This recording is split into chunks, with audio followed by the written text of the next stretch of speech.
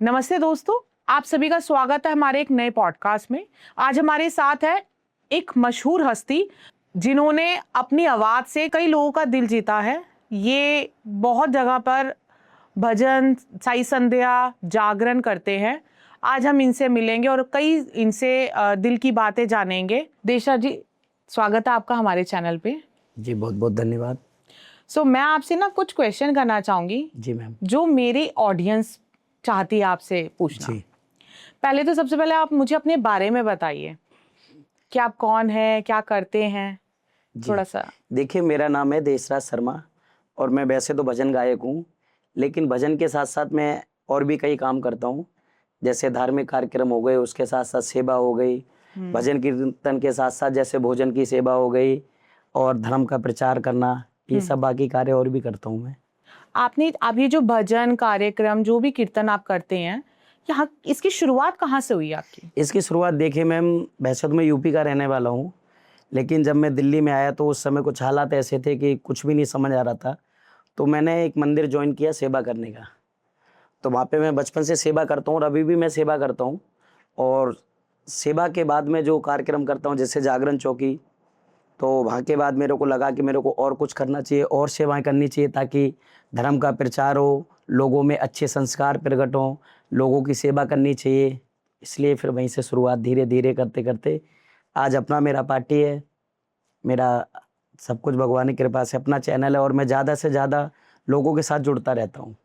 अच्छा, और ये जो दान पुण्य आप जो सेवा करते हैं, इसकी प्रेरणा कहाँ से मिली आपको? इसकी प्रेरणा देखिए मैम, अक्सर मैंने देखा कि जिसके पास सब कुछ है लोग उसको ज़्यादा देते हैं, फॉर्मेलिटी पूरी करते हैं। अक्सर मैंने देखा कि भूखे को भोजन नहीं है और प्यासे को पानी नहीं है, तो उनको लोग देखते भी नहीं, पूछते भी नहीं, इग्नोर करके आगे बढ़ते जाते हैं। तो मेरी चाहत ये होती है कि भूखे को भोजन मिलना चाहिए और प्यासे को पानी मिलना चाहिए। हमारे पास जितनी क्षमता है, मेरी कोशिश ये होती है कि उसमें से कुछ परसेंट मैं उन लोगों तक पहुंचाऊं अपना कार्य करने के बाद, ताकि उनको सहयोग मिल सके हमसे। आपके लिए धर्म, सेवा, धार्मिक, इसका मतलब क्या है? धर्म का मतलब ये होता है कि एक अच्छे इंसान बन जाओगे तो आप धर्म पर चलने लगोगे। गलत राह से भटकते लोग इधर उधर गलत काम करने लगते हैं, गलत करने लगते हैं, लेकिन जो भगवान के चरणों में आ जाता है उनको अच्छे संस्कार मिलते हैं, अच्छी बुद्धि मिलती है, ताकि वो इंसान बन के इंसान के कार्य कर सके। जो आप ये दान पुण्य करते हो, जो इतना सैड भजन वगैरह करते हो, इसके मैम पीछे का क्या रहस्य इसके है? पीछे लॉजिक ये है कि मैम, गम तो हर किसी के साथ होता है, किसी के साथ कम, किसी के साथ ज़्यादा। तो हमारे साथ कुछ ज़्यादा ही लोगों ने हमें धोखा दे दिया, गम दे दिया। तो करता तो मैं दान पुण्य हूँ, लेकिन फिर मूड के हिसाब से मैं गाना लगा लेता हूँ। इसकी यही वजह है कि लोगों ने तंग तो बहुत किया मुझे, लेकिन मैं चाहता हूँ मैं ना करूँ उन्हें तंग। मेरी चाहत ये होती है कि मैं किसी को परेशान ना करूं, किसी को तंग ना करूं। देखो, जख्म देना एक अलग बात होती है, लेकिन जो दिल का जख्म होता है वो जल्दी से भरा नहीं जाता। ऐसा क्या हुआ था आपके साथ? मैम बहुत कुछ हुआ लाइफ में, इंटरफेयर तो बहुत होता रहा। जिसको मैंने अपना समझा उसी ने धोखा दिया, चाहे वो अपना हो पराया, और धोखा वही देता है जिस पे विश्वास होता है।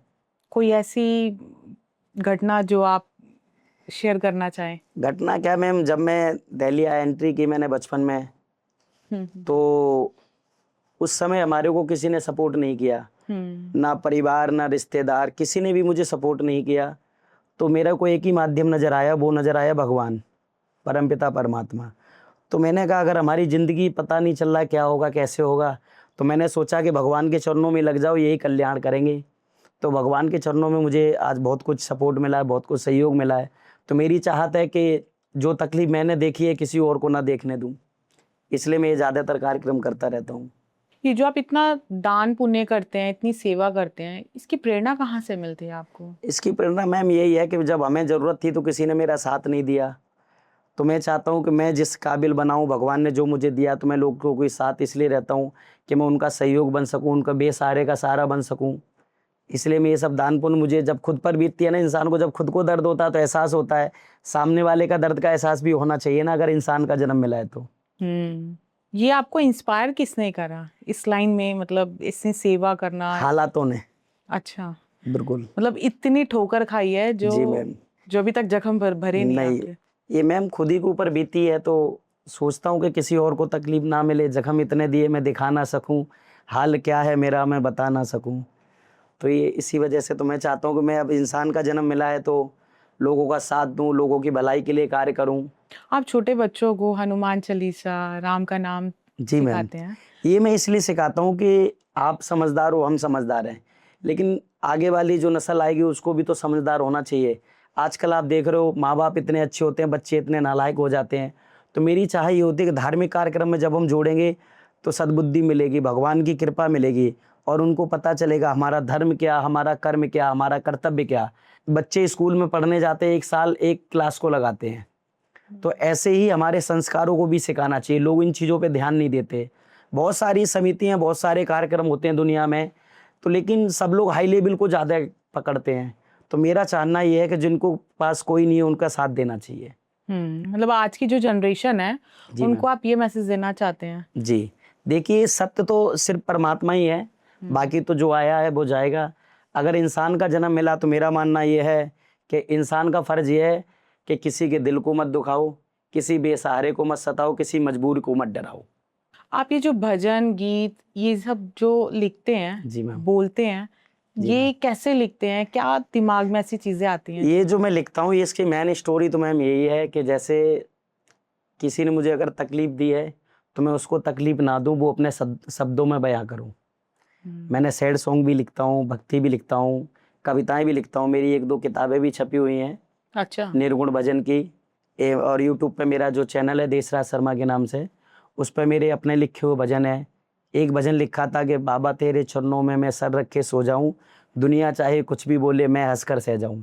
एक बेबस लाचार इंसान क्या कर सकता, बदला तो नहीं ले सकता। अगर उसे कोई अमीर आदमी सता रहा है या मार रहा है तो वो बदला तो नहीं ले सकता, बस दिल में अफसोस कर सकता है कि परमात्मा मैं इस काबिल होता तो मैं भी इसको जवाब दे सकता था। तो बिल्कुल। वो अपनी शिकायत भगवान से करता है। एक निर्गुण का या मान लीजिए आप मजबूर या गरीब का एक सहारा कौन होता, भगवान होता है।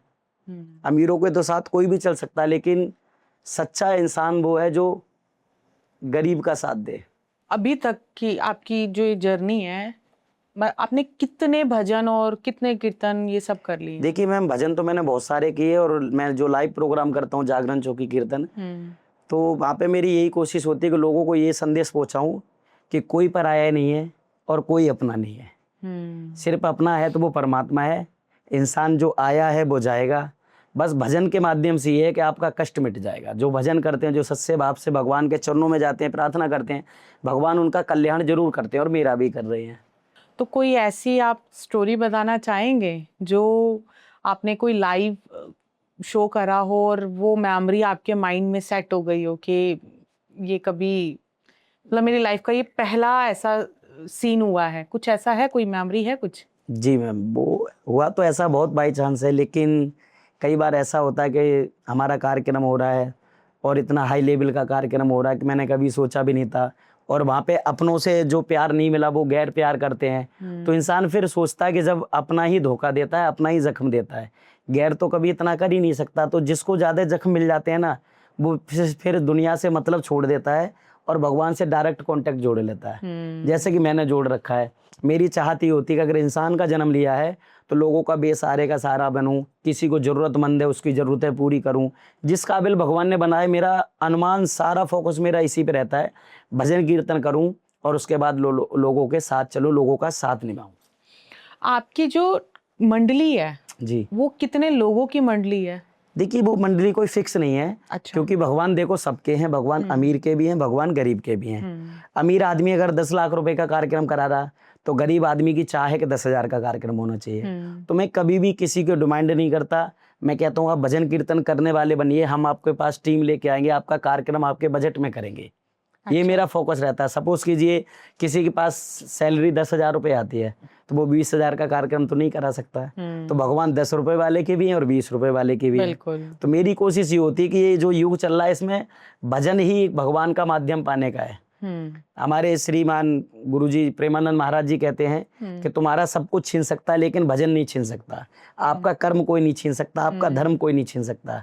और आपने देखा जो गुरुजी हैं बागेश्वर धाम वाले बाबा जी हैं, मैं उनसे मिल चुका हूँ। अच्छा। उनके मंच पे गा चुका हूँ। तो वहां से मुझे शिक्षा मिली है कि कर्म करो, भगवान को साक्षी मानो, को तू ही सब कुछ है। उनके भरोसे जो नाव छोड़ेगा वो कभी डूब नहीं सकता, इतना मुझे विश्वास है। और इसीलिए मैं ऐसे कार्य करता हूँ और अच्छा लगता है मुझे सेवा करना। तो शुरुआत अगर कोई इंसान सोचे कि भाई मेरे को आपकी मतलब आपको बुलाना है, जी तो कोई ऐसा बजट नहीं, कोई कि भाई इतने से शुरुआत हो जाएगी और मेरा कोई फिक्स बजट नहीं, मैं कोई फ्री fix में भी चला जाता हूँ। ओह अच्छा। मैं कई बार ऐसा होता, अभी भी कई कार्यक्रम ऐसे करता हूँ जिनमें मुझे अपने पास से इन्वेस्ट करना पड़ता है। कई लोगों का बजट आउट हो जाता है, वो कहते हैं कि सर मुझे प्रोग्राम कराना है, मेरे पास बजट नहीं है। अभी मेरा पिछले महीने ही कीर्तन मैंने श्याम बाबा का करा।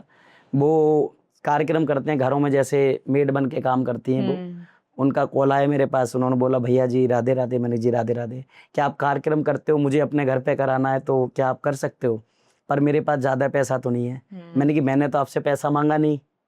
तो उन्होंने कहा फिर भी कितना होगा, मैंने कि आपका जितना होगा उतने में कीर्तन हो जाएगा। तो मैंने उन्हीं के बजट में उनका कार्यक्रम करा अभी अच्छा पिछले मंथ। अच्छा।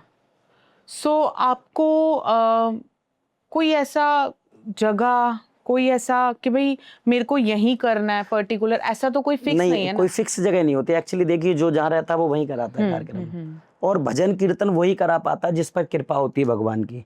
अगर आप पैसे वालों की बात करो तो इंडिया में भी छोड़ो, आउट ऑफ कंट्री हर जगह पैसे वाले लोग हैं, लेकिन जिसके पास पैसा है उसके पास दिल नहीं है, और जिसके पास दिल है उसके पास पैसा नहीं है। तो भगवान की भी देखिए क्या है, भगवान की लीला। भगवान एक बार तो बहुत देता है कि तू आगे जाके इस पैसे का क्या करेगा, कैसे करेगा। बाद में इंसान को मृत्यु होने के बाद ये सब कुछ जवाब देना पड़ेगा। तो मेरा मानना यह है कि भगवान ने मेरे को पैसा दिया तो कोई बात नहीं, दिया या ना दिया, लेकिन मैं चाहता हूँ जितना दिया उसमें से कुछ % में दान करूँ। कोई ऐसा भजन है जो आपने बहुत शॉर्ट टाइम में आपने लिखा और एकदम से पॉपुलर हो गया, आपने बहुत सारे भजन गाता हूँ मैं लाइव में अपने प्रोग्राम में, जैसे मेरा खुद का प्रोग्राम, बहुत सारे प्रोग्राम। एक मैंने भजन लिखा था, दुनिया को देख के आजकल के बच्चे अपने माँ बाप की कदर नहीं करते। वो इतना पढ़े लिख गए, अपने मम्मी को इतना इंग्लिश बोलते हैं, डैड मतलब खत्म, जीते जी, डैडी भी नहीं डैड, मम्मी भी नहीं मोम। तो ये नकल ही तो है दुनिया की, अपने मर्यादा को भूल रहे, अपने कल्चर को भूल रहे। तो हमने एक भजन लिखा है कि तू कर्म तो करता जा फल देगा ऊपर वाला, तू क्यों सोचे अपने बारे में, सोचे ऊपर वाला। और जो आजकल लोग अपनों की इज्जत नहीं करते, माँ बाप की, माँ बाप किसी के भी हो, इज्जत करना मेरा कर्म है, मानव जन्म मिला तो ये मेरा धर्म है। तो मैंने भजन लिखा, अपनों से बड़ों का मान करो, माँ बाप का तुम सम्मान करो, अभिमान का सबब त्याग करो, सारी दुनिया से प्यार करो, ऐसा कर्म करो मिलजुल कर खुश हो ऊपर वाला, तू कर्म तो करता जा फल देगा ऊपर वाला। वाह, ये मेरा अपना लिखा हुआ भजन है। बहुत सुंदर, बहुत सुंदर। और इसका अंतरा है जो मैं बताऊं, इसका अंतरा लिखा है, मजबूर को कभी सताओ ना, लाचार को कभी डराओ ना, निर्धन को धन दिखलाओ ना, बेबस को कभी सताओ ना। ये मेरा अपना लिखा हुआ है। ऐसा कर्म करो तुम निर्धन को, सबका साथ करो निर्बल को, सोचे ऊपर वाला, तू कर्म तो करता जा फल देगा ऊपर वाला। वाकई में बहुत सुंदर, बहुत सुंदर। ये बहुत सारी कविताएं लिखी हैं और मैं लिखता रहता हूँ। कहावत है ना, कर्म करो फल की चिंता मत बिल्कुल, करो। मैंने ये लिखा, तू कर्म तो करता जा फल देगा ऊपर वाला। तो वही कोशिश रहती है, जो भी कमाता हूँ तो मेरी कोशिश होती है कि भगवान ने जो दिया उसमें से कुछ दान करो। क्योंकि जब मैंने बहुत पैसे वाले देखे दुनिया में, दुनिया को ज्ञान तो बहुत देंगे लेकिन खुद कुछ नहीं करेंगे। तो मेरा मानना है कि प्रवचन देने से ज्यादा खुद पर अमल करो। अगर दुनिया को सुधारना है तो करना है तो पहले अपने आप को सुधारो। लोगों को, बड़े बड़े महात्माओं को देखता हूँ, बड़े बड़े महाराज को देखता हूँ, पूरा गेटअप बना के बैठे मंच पे दुनिया को ज्ञान दे रहे हैं और खुद बड़ी बड़ी गाड़ियों में घूम रहे हैं। तो मेरा मानना है कि दुनिया को ज्ञान देने से अच्छा है कि खुद पर अमल करो। अगर पहले खुद करोगे जब भी तो कुछ होगा, पहले तो अकेला ही चलना पड़ता है। बिल्कुल, संघर्ष तो खुद ही करना पड़ता है, तो खुद भी तो करो संघर्ष। दुनिया को ज्ञान देते तुम ये करो वो करो, ये करो वो करो, खुद कुछ नहीं करते।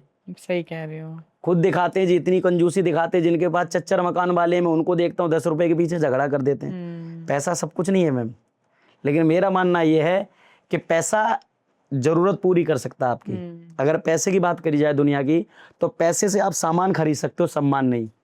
पैसे से घर मकान खरीद सकते हो, उस मकान में खुशियां नहीं। और वो खुशियां कब मिलेंगी, जब आपको पब्लिक नेचुरल बिना मतलब के प्रेम करेगी। बिल्कुल, मानते हो इस बात को? बहुत सही। क्योंकि प्यार करना एक वो मतलब से तो दुनिया करेगी। आपके पास पैसा होगा, आपके पास 4 चमचे डोलेंगे, लेकिन आपके पास अगर बिना पैसे के आपके पास कोई है तो उसे कहते हैं सच्चा प्यार। कहते हैं ना, सुख में कोई साथ ना दे, दुख में अगर कोई साथ देता है वो सारी जिंदगी याद रहता है। हालांकि मुझे तो बहुतों ने ठोकर मारी है, बहुतों ने दुख दिया है, लेकिन मैं कहता हूँ जो हुआ सो ठीक है। एक ठोकर लग के इंसान समझता है। वो ठोकर जिन्होंने मारी वो अपने थे या वो यार दोस्तों में से थे, वो फैमिली में से थे? ठोकर तो मुझे अपनों ने ही ज्यादा मारी है। ज्यादातर अगर बात करी जाए तो 70% मेरे अपने हैं और अभी भी कोई कमी नहीं छोड़ रहा मुझे गिराने की। जब हमारी इंसान पीठ बहुत ज्यादा पीछे बुराइयां। सक्सेस लेता है ना, तो उसके पीछे चिढ़ने वाले बहुत बैठे बिल्कुल होते हैं। मैम, ये तो होता, लेकिन मेरा मानना ये, मैं कभी किसी का बुरा ना करूं।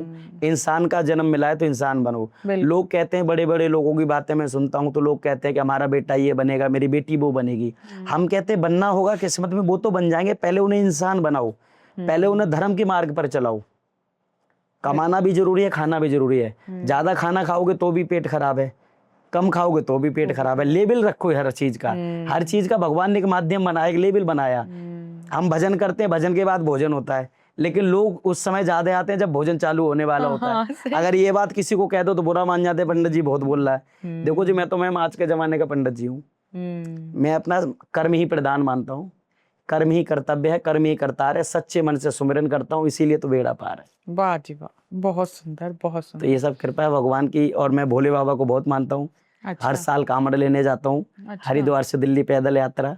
अच्छा, तो कितने किलो की कांवड़ ले आते हैं? मैं 11 लीटर जल लाया था अभी पिछली बार।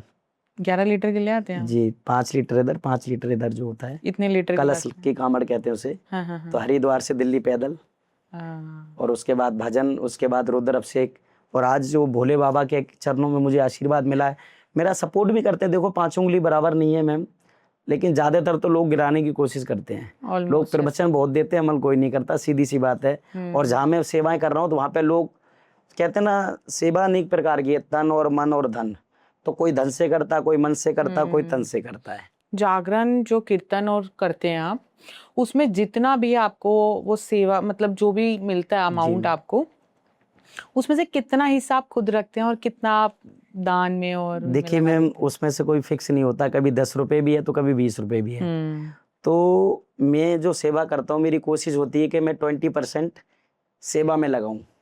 जैसे कई लोग आप देखते हो लेबर क्लास के जो लोग होते हैं, मैं भी कोई बहुत बड़ा आदमी नहीं हूँ, लेकिन मेरी कोशिश, मेरा प्रयास ये है कि अगर किसी को मान लो भूख लग रही है, अगर उसे आपको वो खाना खरीदने के खाने जा रहा है, उस पर 50 रुपए और थाली 80 रुपए की है, अगर आप 50 के साथ 30 रुपए मिला के दे दोगे तो उसको एक थाली भोजन मिल जाएगा और वो उसका उस समय पेट भर जाएगा। और उस पर पेट की आत्मा से जो परमात्मा में लीन होकर जो दुआ देगी, उसको आप समझ सकते हो कितना प्रभावशाली होता है। तो उसमें से मेरा मन ये कहता है कि 20% में करीब दान में यूज करता हूँ। अच्छा। और दान एक प्रकार का नहीं, कभी गौ सेवा, किसी भूखे को भोजन, और इधर बच्चों की सेवा। आप जी हमेशा मुस्कुराते रहते हैं, आपके फेस पे इतनी अच्छी स्माइल रहती है, इसका राज क्या है? मैम इसका राज यही है कि अपना गम दिखाओ ना, हालात क्या है ये बताओ ना। सही कह रहे। क्योंकि लोग आपका पूछेंगे मुस्कुरा के और सुनाएंगे मौसला, हाँ उसका तो ऐसा हो गया, फिर बाद में खुशकियाँ लेते हैं। तो इसलिए परमात्मा से लीन हो जाओ, परमात्मा को सुनाओ, वही दुख का निवारण करेंगे। जब लाइफ में बहुत ज़्यादा मतलब ऐसा सिचुएशन आती है जो आप बिल्कुल डाउन चले जाते हैं, उसको आप कैसे हैंडल करते हैं? मुझे जब मैं इतना हो जाता हूँ, स्ट्रेस फील करते हैं आप जब? होता है, तो उस समय मुझे जो उस समय जो कोई सहारा देता है वो भगवान भोलेनाथ। अच्छा। मैं आज भोले बाबा की कृपा से मुझे बहुत जगह सम्मान मिलता है, बहुत जगह आशीर्वाद मिलता है, बहुत जगह प्यार मिलता है। कई लोग तो अभी भी मुझे काम को मना कर देते हैं, और लोग हमें जब ही याद करते हैं जब मेरी जरूरत पड़ती है। अक्सर मैंने देखा है, लेकिन मैं फिर भी उनका काम करता हूँ। मैं कहता हूँ चलिए कोई बात नहीं कि इंसान याद तो कर रहा है, और हमें लोग मतलब से ज्यादा याद करते हैं अक्सर। लेकिन मैं कहता हूँ कोई बात नहीं, याद तो करते हैं, जरूरत पे करते हो। और इस जब मैं ज्यादा इमोशनल होता हूँ, ज्यादा तकलीफों से घिरा होता हूँ, तब मैं सिर्फ भगवान को याद करता हूँ। और उस समय सबसे ज्यादा मैं गाने सुनता हूँ, क्योंकि म्यूजिक सुनने से मुझे बहुत सुकून मिलता है। सैड सॉन्ग सुनना, जो आप कह रहे थे अभी कि सैड सॉन्ग आप स्टोरी लगाते हो, उसकी वजह यही है कि उनकी आंखों में कोई नूर नजर आता है, पास वो मेरे हैं पर दिल में कोई और नजर आता है। वाह वाह वाह। क्योंकि हमें पता नहीं होता कि हमारे जो पास है वो हमारा है भी या नहीं है, और अक्सर धोखा वही देता जो भरोसा होता है। कि उनकी आंखों में कोई नूर नजर आता है, पास वो मेरे हैं, दिल में कोई और नजर आता है, फिरते हैं वो आस पास मेरे, मगर ख्यालों में कोई और आता है। वाह। तो ये सब बहुत बढ़िया, ऐसे बहुत हैं। खूब। तो पता नहीं होता ना, अक्सर धोखा भी अपना ही देते हैं। तो धोखा दिया, पर मैं कहता हूँ कोई बात नहीं। तो हमारा एक ही मानना होता है कि मेरी बुराई नहीं करोगे तो और क्या करोगे, तुम्हारे पास समय है, तुम बुराई करो, हम अपना काम करेंगे। आप मतलब आपकी बातों से लगता है कि बहुत ठोकर खाई है आपने। ठीक है मैम, एक्चुअली मेरे बहुत दिल टूट गया आपका। मैं लोग जब खेलना कूदना शुरू करते हैं तब मैं काम करना शुरू किया हूँ। और मेरा एक ही बात है कि जिस कि अक्सर मैंने देखा कि आजकल के लोग ना भेदभाव करते हैं, तुम्हारे सामने तुम्हारे मुंह की, उनके मुंह पे उनके मुंह की, जिसे कहते हैं दोगले इंसान। और मैं ऐसा कभी नहीं बनना चाहता हूँ। मैं एक ही बात कहता हूँ कि आजकल के लोग जो करते हैं ना, मैं वैसा ना करूँ। कि आजकल के लोग करते हैं कि कुछ लोग बातों की बात में, कुछ बातों में भेद करते हैं। आजकल का जो जमाना चल रहा है कि कुछ लोग बातों की बात में, कुछ बातों में भेद करते हैं और जिस थाली में खाते हैं उसी में छेद करते हैं। वाह, बहुत खूब। तो हम ऐसे लोगों से यही संदेश देना चाहूंगा कि आप लोग सतर्क रहें, क्योंकि मालिक तो महान है, चमचों से परेशान है। मालिक बुरे नहीं होते, मालिक को बुरा कर देते हैं वो नौकर जिन्हें ज्यादा लालच होता है, और चमचा हमेशा भरे बर्तन में रहता है, और जब बर्तन खाली हो जाएगा तो बजना शुरू कर देगा। तो जो बड़े बड़े लोग हैं, बड़े बड़े मालिक लोग हैं, उन्हें ये चीज सोचना चाहिए कि कौन हमारे लिए सच काम कर रहा है, कौन अच्छा कर रहा है, कौन बुराई कर रहा है। जो मालिक की ज्यादा 4 से 20 कर रहा होगा, ज्यादा चमचा, चाहे वो कोई भी हो, किसी भी लाइन में देख लो। आजकल के जो लड़कियां हैं वो किस बात पे लुट रही हैं, उनकी कोई झूठी तारीफ करे तो बहुत अच्छा लगता है उनको, उनको कोई आईना दिखा दे तो वो इंसान बुरा हो जाता है, फिर बाद में वो गड्ढे में गिर जाते हैं। ऐसा ही मालिकों का भी है। मालिक को ये पता होना चाहिए कि मेरे साथ कौन सच्चा इंसान चल रहा है।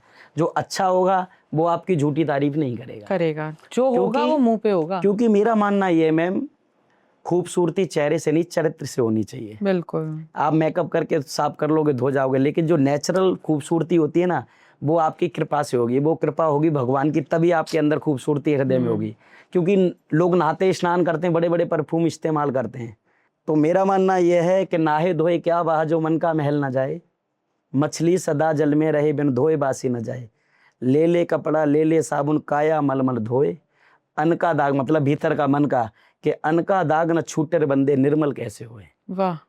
तो मैं इन चीज़ों को, मैं खुद की कविताएं लिखता हूँ बहुत सारी, और भगवान की कृपा है कि मैं आज जो भी कुछ हूँ भगवान की कृपा से हूँ। क्योंकि कोशिश तो बहुतों ने करी मुझे गिराने की, हमारे अपने ही रिश्तेदारों ने मेरे साथ कई बार ऐसी वारदात की है, मुझे बदनाम करने की, मुझे ये समझ लो कि जान से खत्म करने तक की कई बार कोशिश की। अच्छा। लेकिन मेरा पूरा विश्वास है भोले बाबा पे कि मर गए मेरे मारने वाले, जब तक भोले ना आते हैं बचाने वाले। तो मैं भगवान पे बहुत विश्वास करता हूँ। तो आज भगवान की कृपा से मैं आपके स्टूडियो में आके बैठा हूँ, और आज दिन भी सोमवार है, और शिव जी को मैं बहुत मानता हूँ। आज भोले बाबा की कृपा से ही मैं सब कार्यक्रम कर रहा हूँ। मैंने भोले बाबा के बहुत सारे भजन लिखे हैं, और माता रानी के भी, कान्हा जी के भी, मैं सारे लिखता रहता हूँ। और मेरी कोशिश ये होती है कि गम तो हर कोई दे जाता है, क्योंकि आग तो हर कोई लगा देता है, चुगलखोरी करके, झूठ बोल के, इधर की उधर करते। तो मेरा मानना है कि लगा सको तो बाग लगाओ, आग लगाना मत सीखो, और जला सको तो दीप जलाओ, दिल को जलाना मत सीखो। वाह। तो मेरी कोशिश ये होती है कि बस वही सारी बातें यही है कि अच्छा काम करो, दुनिया क्या बुराई कर रही करने दो, बस भगवान पे विश्वास रखो। और मैं हर शुक्रवार अभिषेक करता हूँ। अच्छा। और तो भोले बाबा की कृपा से, भोले बाबा का श्रृंगार अगर आप हमारे यूट्यूब पे देखोगे जाके, देशराज शर्मा के नाम से जो चैनल है, उस चैनल पे आपको दिखेगा भोले बाबा का अनेक स्वरूप का श्रृंगार। अच्छा। हर शुक्रवार मेरी तरफ से श्रृंगार होता है। और जो मंदिर के हमारे गुरुजी हैं, वो हमारे से कभी दक्षिणा नहीं लेते। अच्छा। वो फ्री, मतलब कुछ भी मेरे पास जो होता है मैं देता हूँ। जो हमारे जहाँ पे मैं अभिषेक करता हूँ, वहाँ के कोई भी कार्य करता, मुझसे कोई पैसा नहीं लेता पूजा कराने का। तो हर शुक्रवार वहाँ पे एवरीडे श्रृंगार होता है भोले बाबा का, एवरीडे अभिषेक होता है। मंदिर में कहाँ पर, नाम बताइए? ये हर्ष विहार में शिव मंदिर है। अच्छा। तो वहाँ पे एवरीडे रुद्र अभिषेक होता है। तो वहाँ पे सब लोगों का एक एक डे बंधा हुआ है। अच्छा। तो शुक्रवार का मेरा है। तो शुक्रवार को पूजा, पंचामृत, सहज, सब कुछ जो भी सेवा होती है वो मेरी तरफ से होती है। और ये पैसा वहीं से आता है जो लोग मुझसे कार्यक्रम कराते हैं। मैं किसी से पैसा नहीं मांगता। मैं ये कहता हूँ, मैं ये कहता हूँ कि मुझे कोई पैसा दे या ना दे, पर मुझे सपोर्ट करे, ताकि मैं और लोगों की सेवा कर सकूं, बेसहारे का सहारा बन सकूं। जो मैं अभिषेक करता हूं, बच्चों की सेवा करता हूं, मैं ये सेवा कई साल से कर रहा हूं, जब से मैंने अपना होश संभाला, जब से 2 पैसे मैं कमाना सीखा। तो यही कोशिश है कि लोग जितना हमसे कार्यक्रम कराएंगे उतना मेरी सेवाएं और बढ़ती रहेंगी। नाम एक है, सेवाएं अनेक है। आपके हिसाब से इंसान के जो जिंदगी है, असल जिंदगी का उद्देश्य क्या है? उद्देश्य देखिए मैम, ये है कि इंसान का जन्म लिया है तो इंसान बनो। लोगों के पास 4 पैसे आ जाते तो वो गरीब को सताने लगते हैं, निर्बल को सताने लगते हैं, लेकिन उनको ये नहीं पता कि उनका अंत बहुत बुरा होगा। बिल्कुल। लोग निर्बल को बल दिखाते हैं, सताते हैं, मजबूर को सताते हैं, गाली गलौज करते हैं। हमें इंसान बना के भेजा भगवान ने कर्म करने के लिए। इंसान का जन्म बहुत ही सौभाग्य से मिलता है।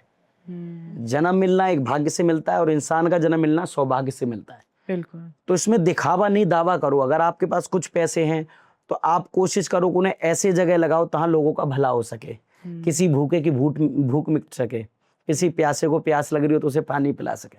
यही हमारा कर्म है, यही हमारा धर्म है। बहुत अच्छा। और यही बड़े बड़े महात्मा कहते हैं। मैं कोई महात्मा नहीं हूँ, मैं कोई, देखो मैं आज के ज़माने का हूँ, हालांकि लोग मुझे पंडित जी के नाम से भी जानते हैं, लेकिन मैं आज के ज़माने का पंडित जी हूँ। रहता मैं सिंपल हूँ, पैंट कमीज में, धोती कुर्ता मैं जब भी पहनता हूँ जब मैं प्रोग्राम कर रहा होता हूँ, वरना मैं सिंपल साधारण रहता हूँ। क्या कर ड्रामा किस बात का करना, जो हो वो ही रहोगे। दुनिया कुछ कहती रहे, कोई फर्क नहीं पड़ता, लेकिन आप क्या हो साबित करने की कोशिश मत करो। वो भगवान बैठे हमारे साबित करने के लिए, आप क्या हो, आप क्या हो।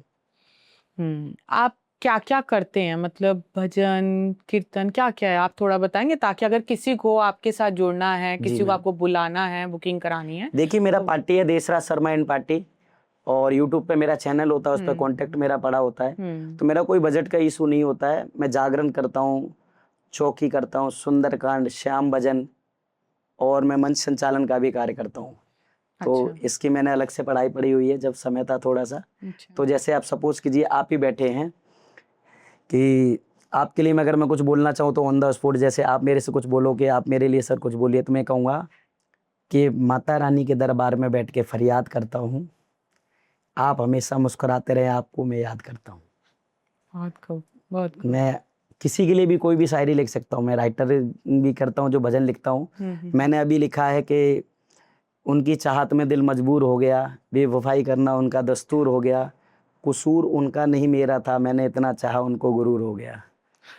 तो मैं भक्ति में भी रहता हूँ, फिल्मी में भी रहता हूँ, क्योंकि मैं आज के ज़माने का पंडित जी हूँ। मैं कोई ब्रह्मचारी नहीं, मैं कोई सन्यासी नहीं, मैं कोई महात्मा नहीं, मैं कोई संत नहीं। कार्य कर रहा हूँ, कर्म कर रहा हूँ, जो मुझे भगवान ने समझा है, जिस भगवान ने की कृपा हुई है, सबसे ज़्यादा कृपा है भोले बाबा की, माता रानी की। और जिस मंदिर में मैं सेवा करता हूँ, 21 साल से मैं सेवा कर रहा हूँ फ्री ऑफ कॉस्ट। अच्छा। दोपहर का भंडारा बनता है, वहाँ पे रोज भंडारा होता है। आनंद विहार के पास एक मंदिर है, साईं मंदिर, उस पर सेवा करता हूँ मैं। तो वहाँ पे भी मैं सेवा कर रहा हूँ, 20-22 साल हो गए करीब मुझे। तो तब से मैं सेवा करता हूँ, और वहाँ पे जो कुछ लोग दक्षिणा भी दे जाते हैं मुझे, मैं मांगता किसी से नहीं है, मुझे मांगना अच्छा नहीं लगता। कोशिश करता हूँ कि मैं खुद कमाऊँ, अपनी मेहनत से खाया हुआ इंसान को सुकून मिलता है। सही कह रहे हो। क्योंकि आप अगर एक बार किसी का एहसान ले लोगे ना, तो उसके सामने नजरें नीची रहेगी, और मैं नहीं झुक के चलना चाहता। सर उठा के चलना है। बस मेरी चाहत है कि मेहनत के रंग लाएगी हमारी, और इसीलिए मैं कोशिश करता रहता हूँ, सेवा करता रहता हूँ। किसी को जरूरत होती 100, 200, 500, मैं कभी नहीं सोचता देना लेना क्या है। अगर मेरी जेब में है तो भाई ले ले, नहीं है तो नहीं है, क्योंकि मैं झूठ का सहारा नहीं लेना चाहता। झूठ का सहारा जो लेते हैं वो एक दिन जरूर गिर जाते हैं, और मैं गिरना नहीं चाहता, क्योंकि पहले से मैं बहुत ठोकरें खा चुका हूँ। एक्चुअली क्या है कि मेरे पिताजी नहीं है, मेरी उम्र जब 10 साल की थी तो मेरे पिताजी एक्सपायर हो गए। तो मैं गांव में रहता था, यूपी में, मैनपुरी जिला में मेरा गांव है। अच्छा, मेरा मैनपुरी यूपी, अलीगढ़ के आसपास। हाँ जी, उससे आगे है, आगे। एटा मैनपुरी जो कहते हैं। हाँ, समझ गए। तो मैं उस जिले का पैदा हुआ हूँ, यूपी में रहता हूँ। तो उस समय जब मेरे पिताजी एक्सपायर हुए तो मुझे रिश्तेदारों ने, किसी ने भी इतना नहीं समझा, तो किसी के पास समय भी नहीं था कि हमें कोई सहारा दे सके, क्या दे सके। तो मुझे सहारा जो दिया है वो भगवान ने दिया है, माता रानी ने दिया है, भोले बाबा ने दिया है। तो इसीलिए मैं बेसहारे का सहारा बनता हूँ, कि ताकि आज मैं संभल गया, वरना पता नहीं कहाँ होता अगर भगवान नहीं संभालते। यही मेरी कोशिश होती है। तो आपको ये इंस्पिरेशन अपने पापा से मिलती है सारा कुछ? जब इंसान भूख लगे तो कमाने की चाह तो रखेगा ही ना। तो पापा नहीं थे, छोटे बहन भाई थे, उनके लिए कमाना। मेरे से और भी छोटे भाई थे। मेरी उम्र जब 10 साल की थी जब पिताजी एक्सपायर हुए थे। अच्छा। तो इतना ऐसा समय था, पता नहीं था मेरा कल क्या होगा, इधर जाना उधर जाना। तो मुझे एक मंदिर पे रहने को जगह मिली। तो जो मैं 20 साल की कह रहा हूँ, 22 साल मुझे जिस मंदिर पे हो गए, तो मेरी नीयत भी ये होती कि मेहनत करो, फल ऊपर वाला देगा। और इसीलिए मैंने ऐसा भजन लिखा, तो कर्म तो करता जा, फल देगा ऊपर वाला। अपने भाइयों को सब पालना, छोटे बहन भाई थे, तो अब बड़े बड़े हो गए, अपना कमाने खाने लगे। तो अब ठीक है, तो उस समय पापा नहीं थे, तो घर पे देखना मम्मी भाई बहन। तो आप समझ सकते हो 10 साल की उम्र में हमें कुछ नहीं पता था। दिल्ली में मैं एक अजनबी बन के आया था। तो मुझे भगवान के दरबार में सहारा मिला। तो मैं चाहता हूँ अब मैं किसका सहारा बन सकता हूँ। इसलिए मेरी सेवा हमेशा चलती रहती है। और मैं चाहता हूँ कि अगर लोग सपोर्ट कर देते हैं थोड़ा आसान हो जाता है, नहीं तो हम तो कर ही रहे हैं, मांग के क्या करना। जो किस्मत में लिखा वो तो होना ही है, बस कर्म करो, कर्म ही हमारा प्रधान है। आपका घर बट सकता है, मकान बदल सकता है, दुकान बदल सकता है, खेत जमीन सब कुछ बंटवारा हो सकता है, लेकिन आपके कर्म का बंटवारा कभी नहीं हो सकता। बिल्कुल। तो कर्म अच्छे करो, भगवान की कृपा जरूर होगी। दुनिया क्या कहेगी कैसे कहेगी फर्क नहीं पड़ता। हमारा एक ही उद्देश्य है, इंसान बनो। बनना है क्या बनना, पहले इंसान बनो, फिर सोचो क्या बनो। बिल्कुल। क्योंकि मानव जन्म एक बहुत सौभाग्य से मिलता है, और सबसे बड़ी कृपा मैं भोले बाबा की मानता हूँ। भोले बाबा ने आज मुझे इस काबिल बनाया कि अगर मैं आपके साथ भी बैठा हूँ तो ये भी महादेव की कृपा है। बिल्कुल सही कह रहे हैं आप। हमसे कोई भी कार्य करा सकते हो। जागरण चौकी कीर्तन तो मैं करता हूँ, मेरा उसमें भी कोई डिमांड नहीं होती, कोई फिक्स पेमेंट नहीं है कि आप इतनी पेमेंट दो। मैं चाहता हूँ आप भजन कीर्तन कराने वाले बनो। कलयुग में रामचरितमानस में एक चौपाई लिखी है, कलयुग केवल नाम अधारा, सुमर सुमर न तुरई पारा। कलयुग के अंदर जब तब कोई नहीं कर रहा, कि भागम भाग जिंदगी हो रही। आजकल देख रहे हो फोन ने इतनी बीमारी पैदा कर दी, अपने सगे भाई बहन से कोई बात नहीं कर रहा, माँ बाप बेटे से बात नहीं करे, बेटा माँ बाप से बात नहीं करे, फोन में घुसे पड़े। फोन में घंटों घंटों चैट करने के लिए टाइम है, लेकिन अपने दोस्तों से अपने भाई बहनों से करने के लिए बात नहीं है। तो इसलिए भजन करो। भजन ही एक माध्यम ऐसा है जो आपको सदगति प्राप्त हो सकती है। तो कर्म ही एक वरदान है। सही कह रहे हैं आप। मेरे एक आखिरी सवाल है, रिक्वेस्ट है, सवाल भी नहीं, एक रिक्वेस्ट है कि एक छोटा सा आप जो एक भजन गीत जो आप सुनाना चाहें, वो आखिरी मेरे लिए एक बहुत अच्छा होगा, ताकि मेरे दर्शक भी कोई नहीं, मैं आपको आनंद लें। जी, तो मैं आपको भजन सुनाता हूँ। जो मेरा सबसे पहला भजन मेरा रिकॉर्ड हुआ था, और वो भजन मैंने लिखा अपने ऊपर, ये समझ लीजिए। मैंने जितने भी गाने लिखे हैं मैम, वो मैंने ज़्यादातर लोगों को देख के लिखे हैं। अच्छा। हाँ, तो लोग कैसा क्या क्या बदलते हैं तो मैं उन्हीं को कैच करके और उसको पूरा स्टोरी बना के भजन लिखता हूँ, उनको सब तो मैं पिरो देता हूँ।